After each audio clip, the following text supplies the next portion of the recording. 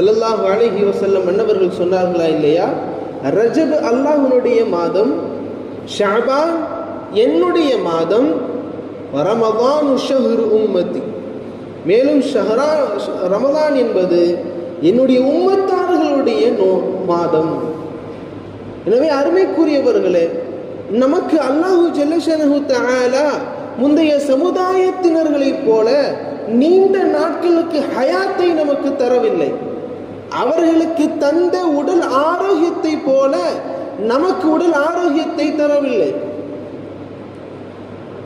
அப்படி இருக்கையில் குறைந்த ஆயுட்காலமும் குறைவான ஆரோக்கியம் பெற்ற நம்முடைய உம்மத்தார்கள் இதற்கு முன்னர் வாழ்ந்து சென்ற நபிமார்களுடைய உம்மத்தார்களை விட அதிகமாக நன்மைகளை சம்பாதிக்க வேண்டும் என்பதற்காகவும், மேலும் நம்மை நாம் சீர்படுத்திக் கொள்வதற்கும் தான் எல்லாம் வல்ல அல்லாஹு ஜல்லஷனஹு தஆலா நமக்கு என குறிப்பிட்ட மாதத்தை அல்லாஹு தஆலா தந்திருக்கிறார்.